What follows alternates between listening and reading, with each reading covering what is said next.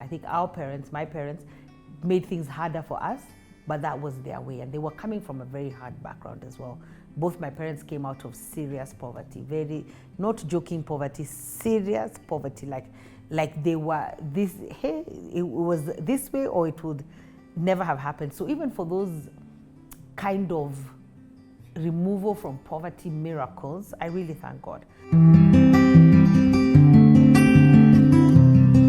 Hey everybody, my name is Angie Murenga. You're watching Just Angie. It's Lifestyle Thursday. It's the 15th day of April, and it's always a pleasure to have you on Lifestyle Thursday.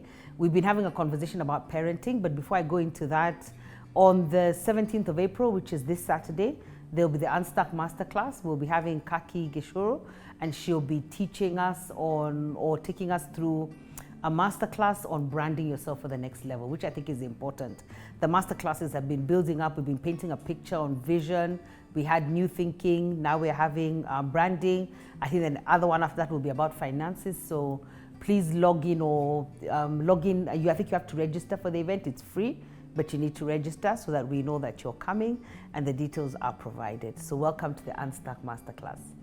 And then in terms of parenting, I was actually even thinking branding is a form of I mean, when you're parenting or creating a family as well, there's an element of branding in that as well. And maybe for me, I'll talk about maybe something I've not talked about is like my dad had an accident when I was in, I think I was going to do my Form 4 exams that year. So it's a long time ago. So I was going to do my Form 4 exams that year, and he had an accident, and the accident left him paralyzed. And he lived in that state of paralysis for 40 years, but in that state of paralysis is when he left a legacy and did a lot of things that a lot of people have not been able to do. But I was just thinking, another day I was thinking, you know, that I think the accident and the paralysis had an impact on us that we didn't realize, on everybody. So on my mom, of course, and on me and my siblings. Because now there were so many things that Dad could not do that we needed maybe to be done. And also there was a way now, it's like something had been taken away from us. And sometimes I reflect and wonder whether that was the enemy trying to prevent many things from happening for me and my siblings, but also for him. And then when I think about, I'm making it about us, then I think, what about him? You know, I mean, it cut short so many things that he was doing. He was very active. I don't think he could have been, he was dealing with his own things and his own health and his own coming to terms with the paralysis. So I don't think he had that much time and energy to parent us, although he parented us very well. I think I remember writing his eulogy and saying that he was a provider, he was a patriarch, he was a provider. And it's amazing that he continued to be a provider, but he wasn't the disciplinarian. Actually, that was my mom, and she was quite the disciplinarian, but he wasn't the disciplinarian in that. But I was just wondering how that affected us in terms of parenting. I love that my dad parented in a very soft voice. I don't think I ever saw him angry. And he was very, very, very soft responses and very wise and said very quietly, but full of wisdom till you're like, wow, okay. Sometimes you'd say, I'd prefer the beating. I think you better beat me, I feel pain. This one was more painful and went deeper and got you thinking about what you needed to get done. So that was something very important about that. I'm the firstborn. So I'm the firstborn, and I wonder whether I should come have my siblings on. They say whether the relationship, whether I've been a real true firstborn. I guess I have. There are times when I've really stamped my authority. Another thing that you didn't know about me is that I didn't do my Form 5 and 6. And I think that was hard for parents at that age because I was the firstborn. So I was the one setting the pace. And I just knew I didn't want to do my Form 5 and 6. I wanted to go to the Polytechnic to study things to do with hospitality. And that's exactly what I did. I actually did go to the Polytechnic, studied, I think it was called Institutional Management. Then I went to the university. I actually worked in the biggest kitchen at the University of Nairobi. I think it was called CCU, the Central Catering Unit. I worked there. And then from there, I think I was becoming, when I look back now, there was a lot of rebellion, a lot of drinking, a lot of madness, and my parents decided this child is not going to raise us, and they sent me to the UK. And that's amazing, because I remember Althea going through all her process, doing her documents. Me, I never did that. They did everything, and I found myself, I was told like 3 days before I go, you are leaving. And so it was quite a shock to me and my system. And I guess that's how parents dealt with things. Like, we'll just take you out of this situation. We don't know how to deal with you any longer, so we'll just transport you out of this situation. So I was sent to school in the UK. And yeah, it was good, and I found my way around. And it always amazes me that Althea also went to the same city that I went. And also I have like 4 nieces and nephews who are also have gone to the same city. I went to Leeds, and Leeds is a very student-centered town. Like, the town it's student-friendly. It's centered around the students. It's an amazing experience. I even love to go and visit. Yeah, so that's how my parents dealt with that. I wonder whether it worked. I think it did, because I think as children sometimes, and especially at that age, around 18, 20, 21, you make decisions based on other people, and those may not be the correct decisions to make. So I remember even coming home was a decision because of, it wasn't a very clever decision when I look back now. I could have stayed, I could have focused, I could have worked, but anyway, I'm here and I love being in this country. So that's another parenting thing.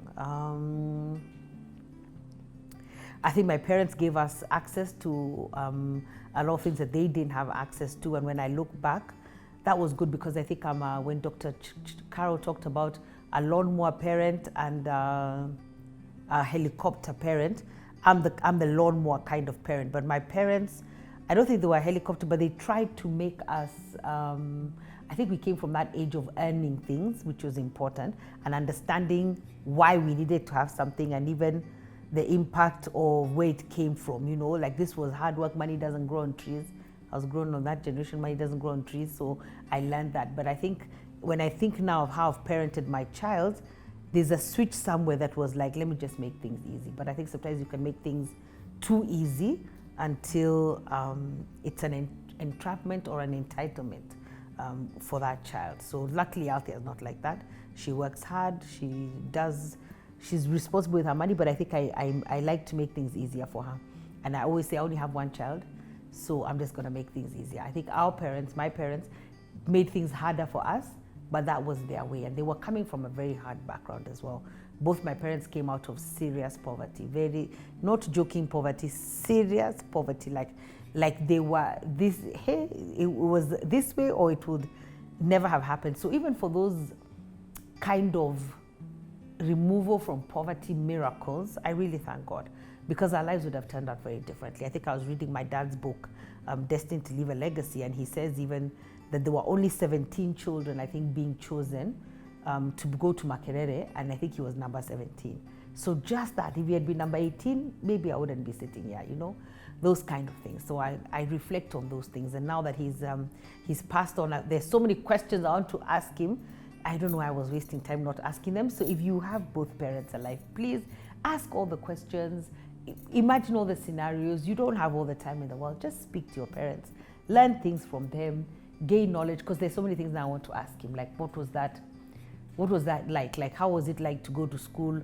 Because the book says for the first time he had like a steady roof over his head and food. And so what was that before? I never got to ask him what was like that before. What did it feel like not to have?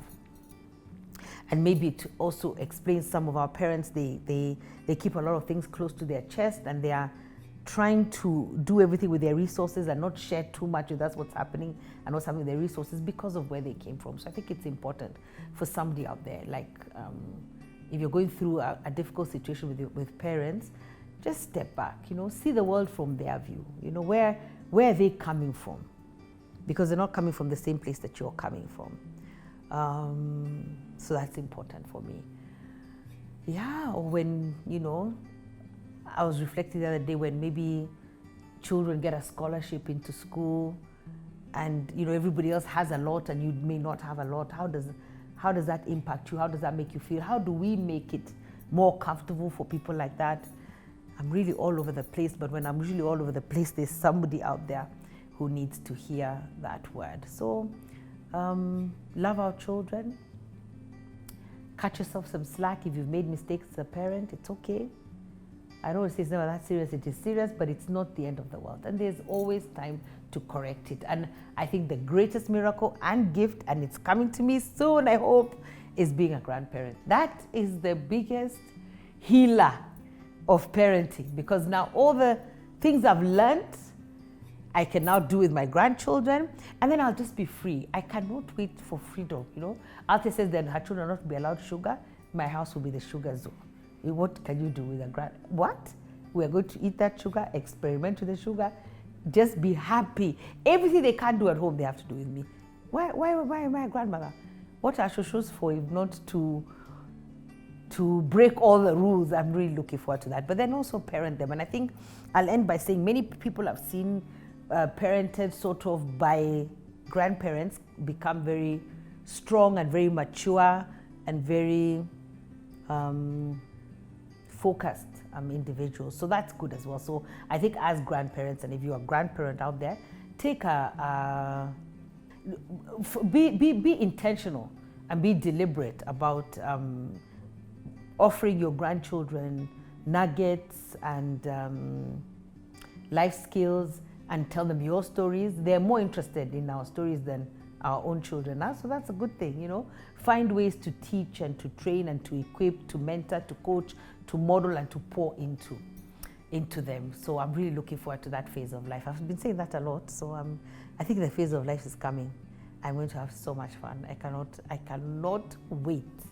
I am looking forward to my grandchildren. Yeah, so those are some of our parenting stories. I hope you have learned a lot. Please share yours as well. I'm just funguing my life for you and you're not telling me anything. Tell me something, tell me whether it's helped, ask me questions, and let's grow in our parenting journey. God bless you. See you on Saturday for the Unstuck Masterclass on branding yourself for the next level. Bye-bye.